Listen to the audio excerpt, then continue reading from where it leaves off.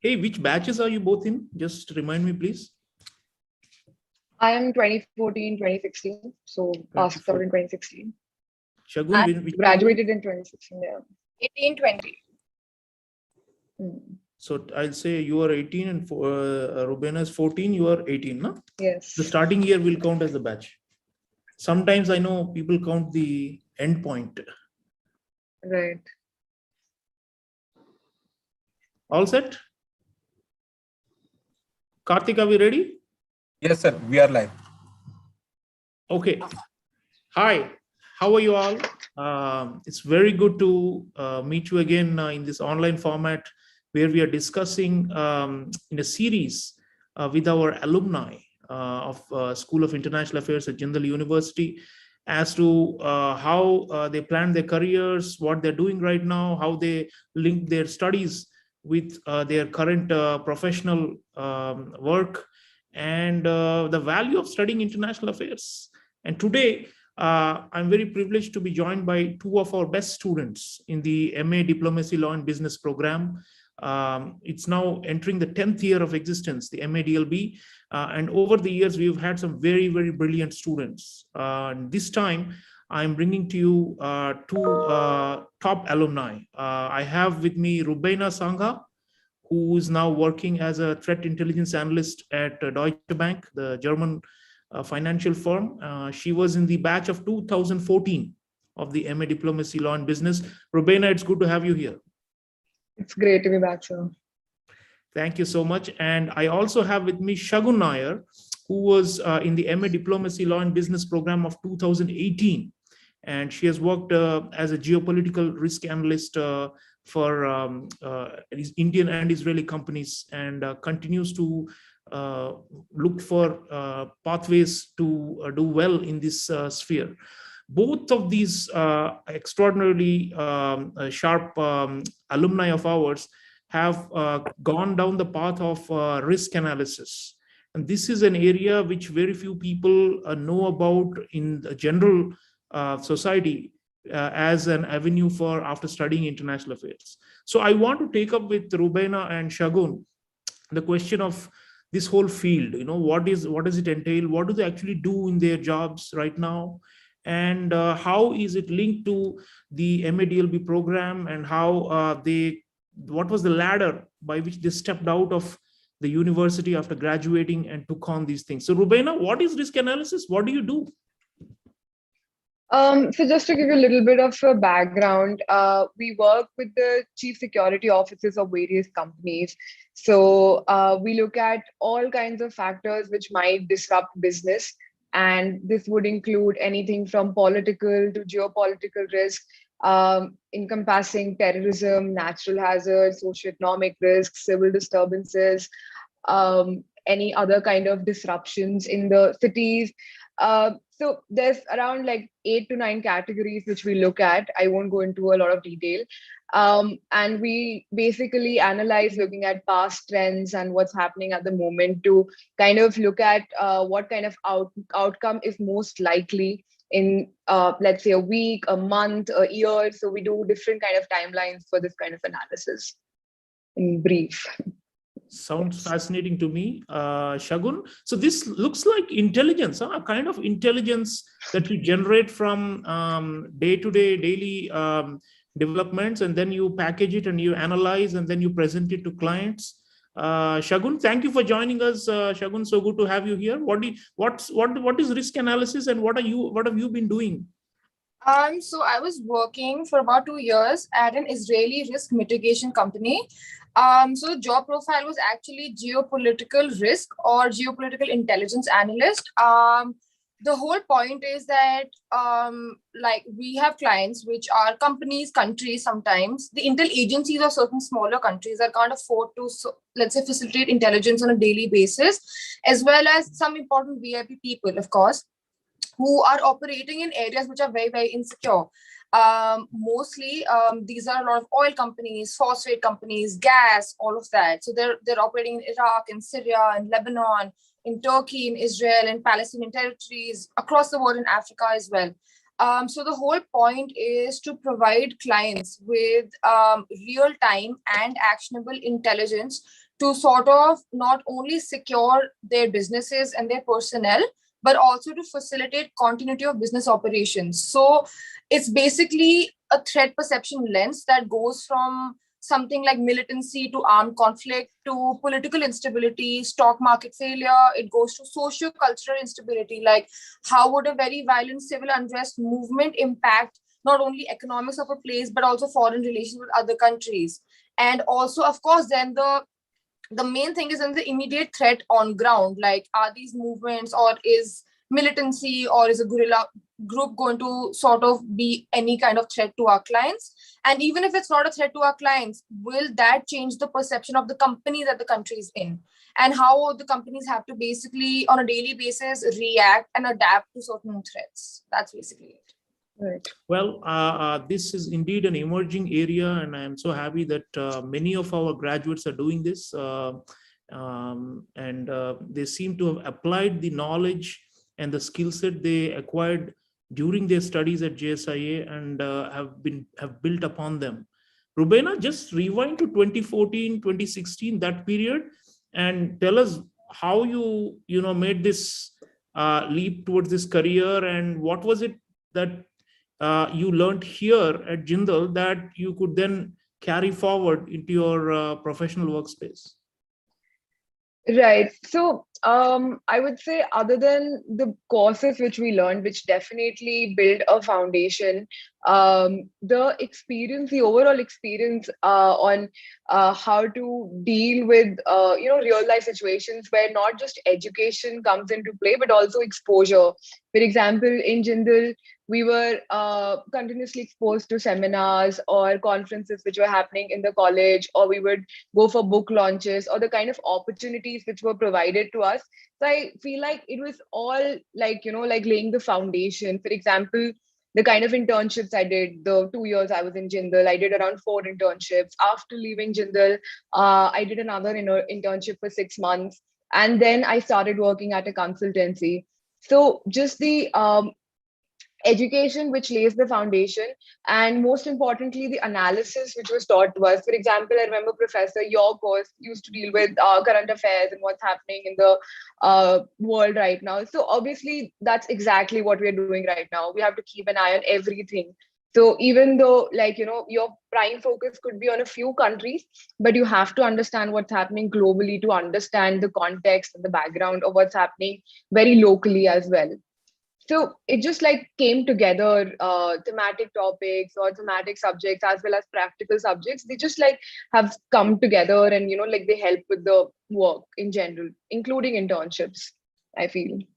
Yeah. Shagun, how was your experience? Like you came at a later stage when we had actually changed and enhanced the MADLB curriculum compared to when Rubaina was with us. But clearly you've been able to continue to build upon the academic learning and use it for your future. Shagun, what do you think? I mean, this any memories of your masters with us, and how you could use it as a stepping stone? Definitely. I honestly feel like it's gonna sound super cliche, but whatever you are and whatever you make of your life depends on you. Having said that, I genuinely, and I'm not just saying this because I'm here, I've told this to several people in Jindal, especially like prospect students over WhatsApp and whatnot. I honestly feel like Jindal is one of the only places, I think in India at least, maybe even in Asia, I'm not entirely sure, that will give you the freedom, is what I think. The freedom to be as curious as you want to be. So like a typical kid, not knowing much about IR, I joined, and my first thing was, oh my God, I'm going to join the United Nations. That's like the first thing everybody thinks. And I think with every passing semester, I discovered so much more about myself.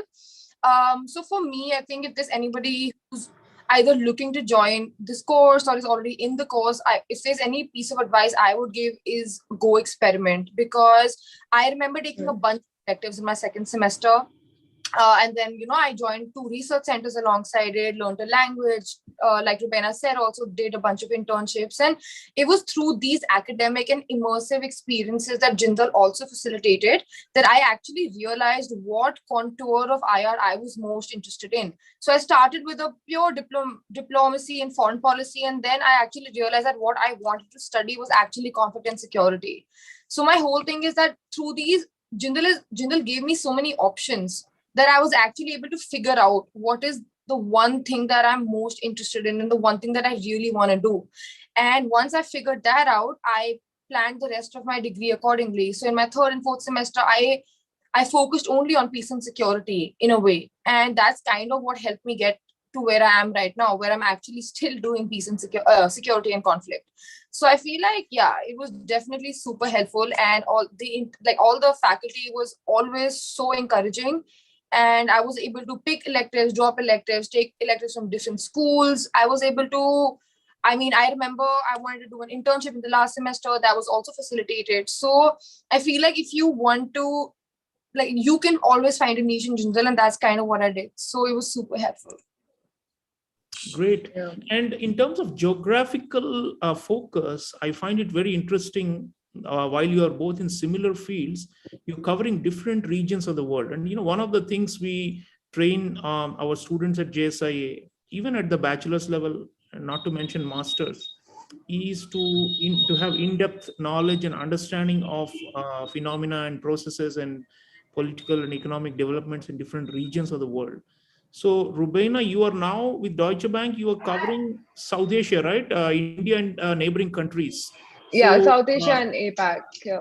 yeah. So that seems to be like your domain now, and you're focusing more. You must be like closely following developments in these countries and linking it to academic training and your analytical tools that you may have acquired earlier.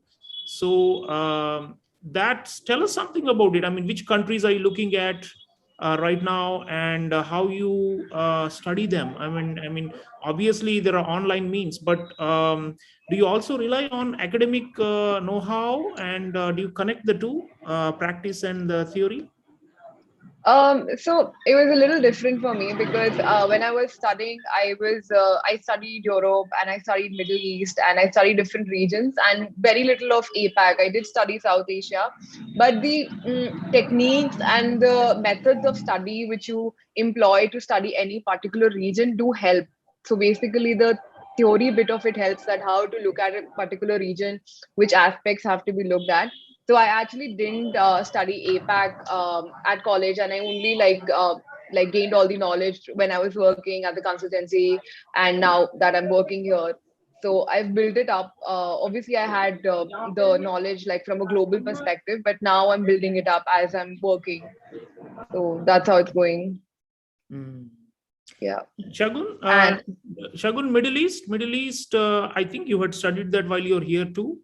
And actually, I studied what Rubena is now doing. I was obsessed with the northeast of India and Southeast Asia, and I ended up getting the Middle East and North Africa. Yeah. So what you're saying is that, one has to adapt. I mean, you can't be rigid about, okay, I am a specialist in this region and I'm only interested in this. I mean, obviously you're building your careers. Most of you, after graduating, it's usually your first or second job only. So I think one thing is to be flexible. And this is an advice we give to our own students as well, current ones. So Shagun, flexibility, how could you switch? Like, were we training you sufficiently well with some generic analytical abilities so that you can apply to any region of the world? That's a great question. Actually, I've been asked this before. So going from a very India perspective, I was thrown in the deep end with Syria and Iraq, and these are very complicated countries, which I still do not fully understand. I think it's impossible for any one person to understand such complex environments. I would say that I think that one thing that really helped me would be that every assignment that I did in Jindal, every single book report or assignment or simulation exercise, it was all so research based that I already had that skill set, like to convert. And then the only thing that I had to do was, how do I convert that primarily research mindset to an analytical one? But I honestly did not think that it was difficult at all. As long as you're interested in that domain of IR, like for me, it was security. It wasn't very hard to make the switch. Yeah, so all those assignments really that I used to be so upset about back in college and just like spend so many sleepless nights doing, they really did come in handy because I was already trained how to do in-depth research while at the same time doing very specific issue-based research as well, and also corroborating everything because Jindal has a very strict policy of I'm forgetting the word, plagiarism. Yes, so Jindal has they're super strict, and that's great. So you can't plagiarize in college, and so even back in college, I was forced to think out of the box, and I had to make my own original ideas. So now when I was working, when the conflict in Syria or Iraq or whatever has been happening for decades, how could I put my original spin on it? That's actually Jindal, I really do feel like facilitated and gave me that skill set to answer your question.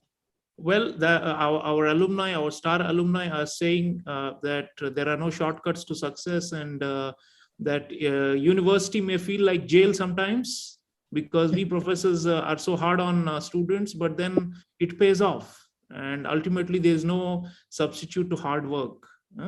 Rubena, how is it different to be actually working in a big, international institution like Deutsche Bank, and in terms of, the deliverables that you do?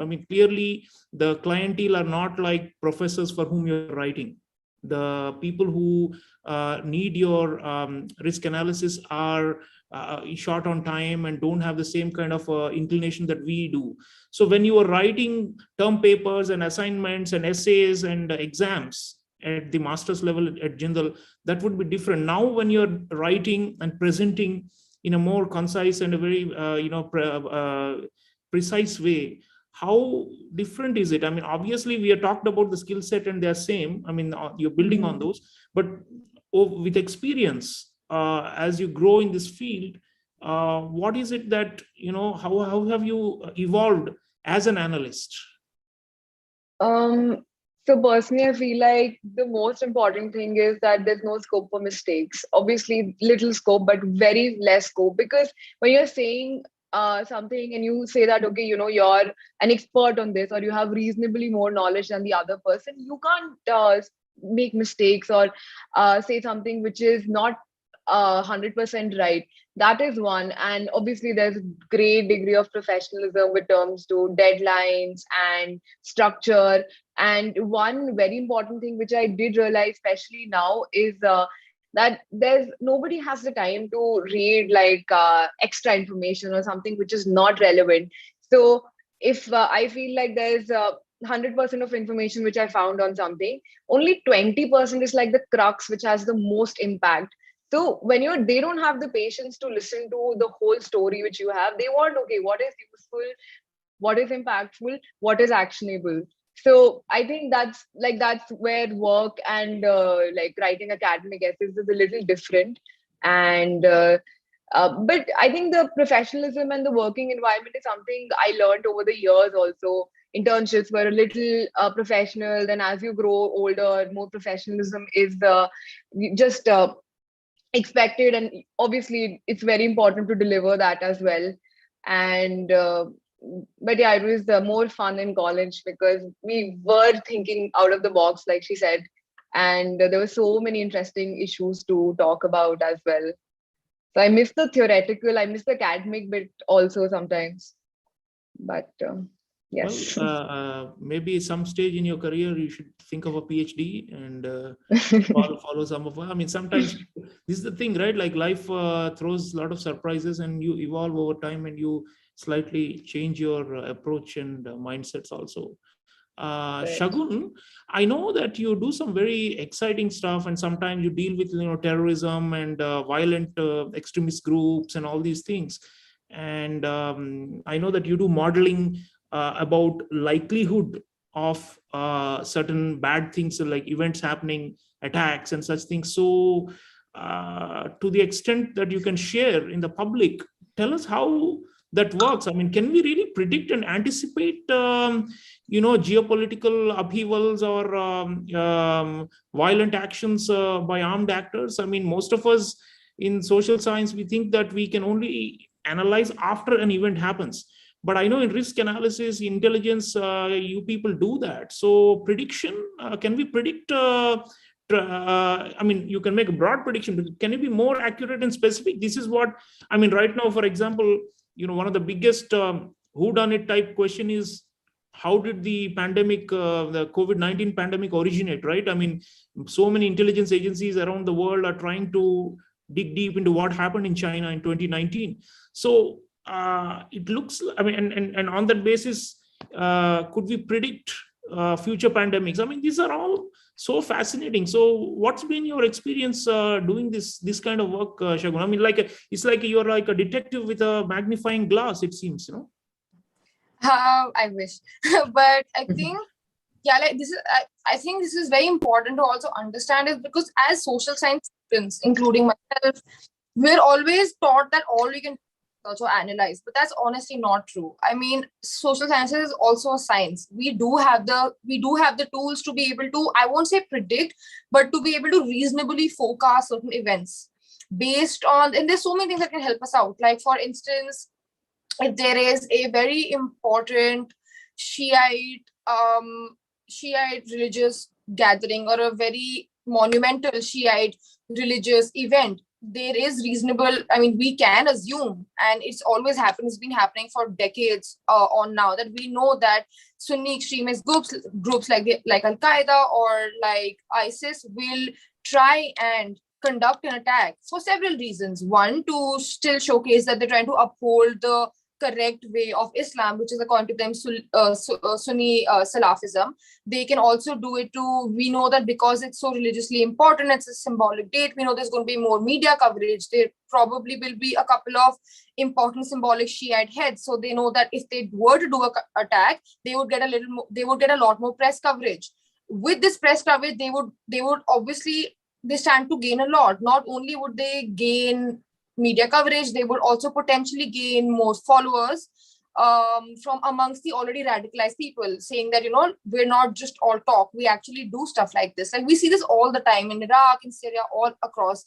So these are things based on precedent. For instance, if there is a huge IED, or if a suicide bomber goes off near, let's say, a hospital or a school, or near an IDP camp, of course, I cannot sit here and tell you who did it. There are so many actors at play, but more often than not, it is Islamic State that does it, because Al-Qaeda, as we have learned, does not have a policy against it, but they do definitely refrain from either using women in their bombings or even killing people. Whereas Islamic State, on the other hand, has a policy of indiscriminately targeting civilians. So it's based on, I would say, based on knowledge, based on research, based on precedent, and based on context. And so stuff like this is not very, very hard to predict. There are, of course, a lot of times where, we probably can't get something right, or we'll probably get some fact here or there, but it's not entirely difficult, to be honest. And even stuff as simple as when summer months in Iraq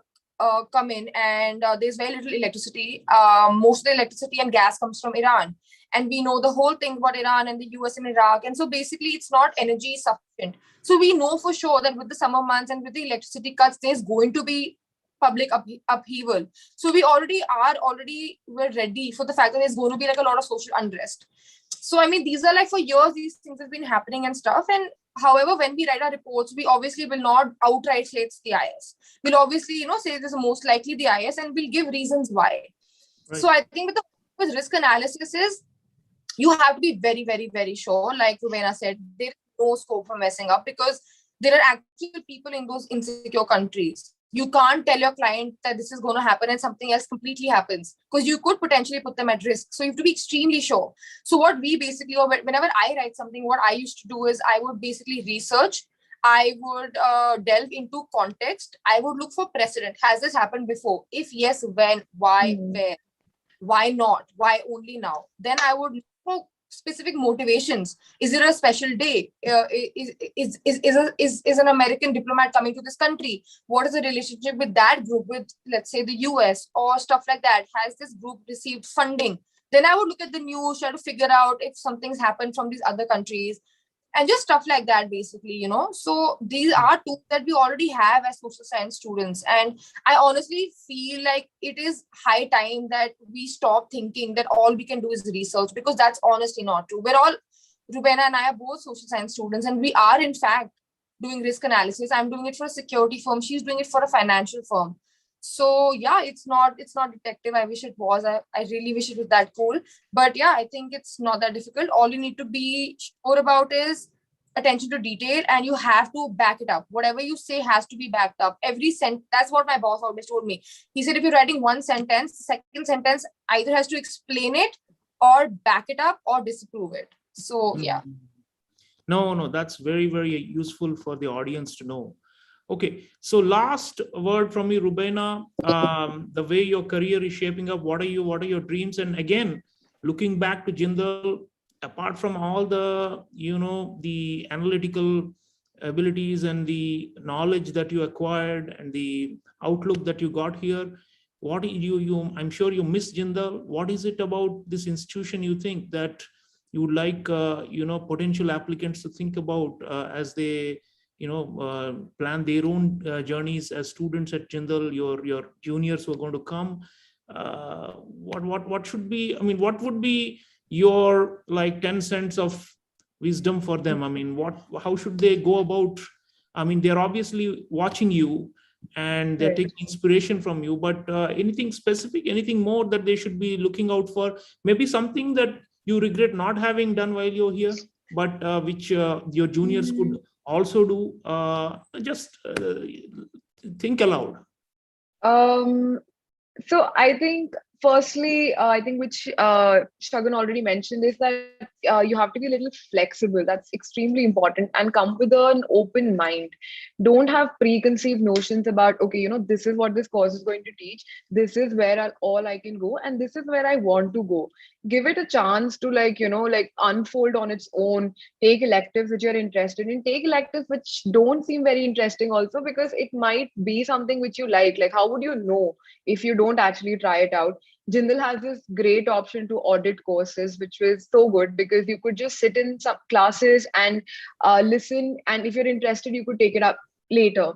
That's one, not have preconceived notions. Then second is, if you think you're interested in something, try to follow it up with an internship, because not just education doesn't help. You have to try and working in that kind of environment also and see how it goes, because sometimes it can be a little different, or the practical experience can be not similar to what theoretical experience is like. Thirdly, thirdly, I didn't do a dissertation. I went on a student exchange program. I wish I had done both. So I think that's up to an individual whether they want to do an exchange program or the dissertation. But I think I missed out on doing a dissertation, because that's one point in your life where you're going to focus completely on one topic and work through it with the help of the professors, your individual motivation, and like completing a project to such an end. And it's a big accomplishment, I feel. So I think that's something which you should try out while you're at Jindal. And definitely there's a lot of scope for other activities. I'm not talking about extracurricular, which is obviously there, but other activities like participating in conferences, trying to write papers, trying to publish your articles, or being a teacher's assistant. Like, everything has a different kind of growth, and it exposes you to different kind of experiences, and it will always have like some kind of impact for you in the future. You would have learned something. It's never going to go to waste. And that's what I can say, like, majorly. Well said, well said. I still remember the time when both of you came in as students, and now I see you, and there's such a big transformation, the way you're articulating, the way you're explaining things, the way you're also able to share deeper thoughts. So it means a lot, and it feels good for us as teachers that we did our best, and it was a joy to have such outstanding students like you. Shagun, your parents, did they had any inkling that you would take up this kind of career path? I mean, I'm sure when you initially stepped into studying international affairs and all this at home, and family and relatives, were people surprised? Because people still think these are very offbeat careers and offbeat pathways, So have you justified your choices now, that they're happy now? So surprisingly, my dad somehow always knew I'm going to get into this, even when I didn't. I come from a family of lawyers and people in the defense. I always assumed I'd get into law. But now that I'm here, my dad always jokes. He's like, I always knew, you were going to do this, because if you're genuinely interested in IR, you will find a way around it. The good thing is India as a country, it's good and bad, I would say. It's still a niche, which means that if you're good enough or if you work hard enough, you can actually make like a significant impact. So my parents, it is justified. I'm actually going to start I'm doing an MSc in cybersecurity in 2 months at New York University. So they're convinced that this is where I'm supposed to be. Well, all I can say is that, we are so proud of these two outstanding students. They were just so dedicated and committed to studies, which is, of course, what we would expect. And they, like the audience can see, they made the most of this amazing opportunity of 2 years at Jindal. And I always tell our students that coming into Jindal, doing our bachelor's or master's degrees is going to be a life-changing experience. I think I can speak for both Rubaina Sangha and Shagun Nair that Jindal was a life-changing experience for them, and our doors remain open for our alumni. And I am so thankful for them that they've taken time out, because they're all busy professionals now. And I do believe that these students are like a North Pole, they're like setting, or North Star, and setting the stage for their juniors to take inspiration. So thank you from the bottom of my heart. Thank you, Rubaina, and thank you, Shagun. It's been such a meaningful dialogue, and I hope we should continue this for the benefit of young people across India and the rest of the world who are thinking of studying international affairs. I think when we started this school and the degree programs, it was based on a gut instinct that a lot of young people like you are really out there looking for something like this, and that it wasn't there. So there's a sense of satisfaction when I talk to such brilliant alumni like you. So thank you for doing so well, and also not just for yourselves, because you are like brand ambassadors for Jindal. So thank you so much for talking to me, and good luck with your futures, and God bless you both. Thank you so Thank much. you, sir. Thank you. All right, bye.